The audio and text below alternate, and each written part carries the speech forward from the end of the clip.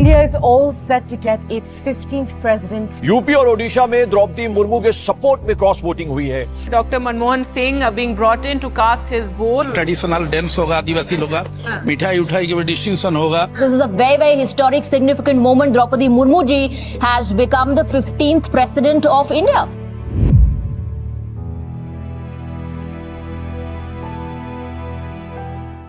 क्योंकि मैं ऐसे एक फैमिली से बिलोंग करती हूँ जो poorest of the poor family से बिलोंग करती हूँ और ऐसी सोसाइटी से बिलोंग करती हूँ।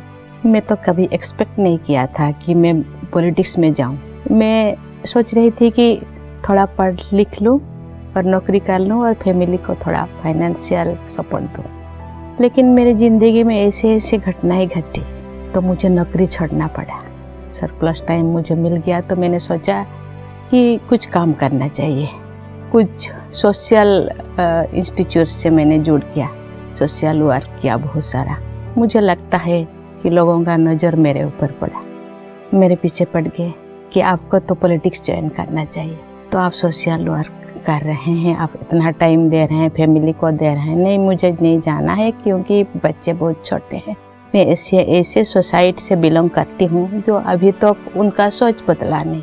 तो मैंने सोचा आप जो चाहते हैं, लेकिन वो कभी रात को भी 24 आवर सर्विस, कभी कहाँ क्या हो गया मुझे जाना पड़ेगा। तो इसके लिए आपको मेंटली आपको प्रिपेयर होना पड़ेगा। तो लोगों ने मुझे मेरे लिए काम किया, मैं जीत गया, फिर वाइस चेयरमैन बन गया। मेरा गांव में अपना गांव है, लेकिन वो बच्चे जो पढ़ने के लिए फिर वहाँ इतना सुविधा नहीं था, इसीलिए हम टाउनशिप में रहने लगे। तो टाउनशिप में फिर मुझे वाइस चेयरमैन बना दिया गया और मुझे कुछ काम दिया गया। वो काम को मैं ऐसे किया कि हर कोई अप्रिशिएट किया। तो मुझे वो फिर टर्म ख़त्म नहीं हुआ, मुझे फिर टिकट दिया गया कि एमएलए की। एमएलए भी बन गई, फिर मुझे मंत्री बना दिया गया। मंत्री तो बन गई, फिर वहाँ भी बहुत अच्छा काम किया। मुझे इसलिए फिर दूसरा टर्म भी मैं मुझे अवार्ड भी मिला। अवार्ड मुझे बेस्ट एमएलए का अवार्ड मिला। तो इसके बाद फिर मेरे जीवन में बाढ़ आ गया, भूकंप आ गया, सुनामी आ गया। जहाँ पे भी भजन कीर्तन होता था, जहाँ प्रवचन होता था, मुझे जाती थी। मुझे कोई अजीब सी खिंचाव है, बहुत सारे किताबें पढ़ती थी, मुझे बहुत अच्छा लगता था। इतने करने के बाद भी मेरे ज़िंदगी में बहुत ज़्यादा भूकंप आ गया। 2009 में मेरा बेटा 25 साल का बेटा देहांत हो गया। तो बहुत धक्का लगा, मुझे डिप्रेशन आ गया। 2002 में एक भाई मुझे बोला कि चलिए वो ब्रह्मा कुमारी आश्रम जाना है, वहाँ का कोर्स करना है, वहाँ बहुत अच्छा है।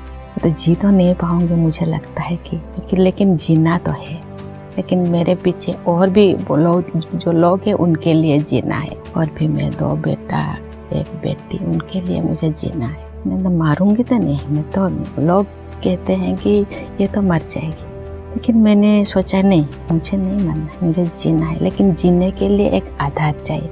आधार क्या हो? तो मैंने कॉल किया, ये संस्था को कॉल किया, बहनें आई तो कोर्स किया। कोर्स तो किया, लेकिन मुझे कुछ भी सुनाई नहीं दे रहा था।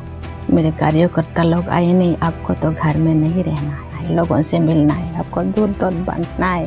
तो मैंने सोचा ठीक है। फिर मुझे इतना रिस्पॉन्सिबिलिटी दिए डिस्ट्रिक्ट के, स्टेट के, तो फिर घूमते रहे, फिर भूल गए। फिर 2013 आए, जनवरी 2 को फिर दूसरा बेटा चला गया, घर से निकल गया, फिर वो लौटा नहीं। फिर भी मेरे साथ क्यों ऐसे हो रहा है बार बार। और इसके बाद फिर मेरे से छोटा भाई वो भी चले गए, मेरे माता जी चले गए। मेरे दूसरा बेटा जाने के बाद 1 महीने के अंदर और 3 आत्मा चले गए। बेटा का 2013 में देहांत हो गया, 2014 मेरा पतिदेव चले गए। बेटी को मैंने बोला तुम भी ब्रह्मा कुमारी आश्रम जाओ। मुझे एक दिन ऐसे न्यूज आया कि नहीं, आपको तो वो लोग गवर्नर बनाने के लिए सोच रहे हैं। मैं क्यों? ऐसे गवर्नर नहीं बन गई और मैं किसी को बोला भी नहीं। मुझे पता नहीं कौन मुझे गवर्नर बना दिया। कुछ कहाँ भी जाती हूँ, कोई भी सब्जेक्ट मुझे दे देते हैं, मैं बोल लेती हूँ। मैं इतना पढ़ाई लिखाई नहीं हूँ, जस्ट मैंने ग्रेजुएट ही किया है।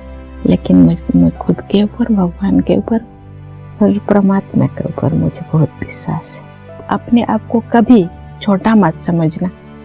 इक्वल समझना है। मैं कभी भी अपने आप को मैं आदिवासी हूँ, मैं ऐसे हूँ, कभी भी मैं सोचा नहीं, क्योंकि ये मुझे ऐसे सोचते हो जो मुझे करके दिखाना है, मुझे ज़्यादा बल मिलता है। यस, वो मुझे ऐसे बोला, ठीक है मैं करके दिखाऊंगी। कहते हैं ना, जिंदगी में जो चैलेंजेस को फेस करता है वो ही आगे बढ़ पाता है। भगवान के बच्चे जंगल में रहे या कोई भी कहाँ पे भी रहे, वो अपने बच्चों को चुन लेता है। मुझे लगता है भगवान ने मुझे चुना है।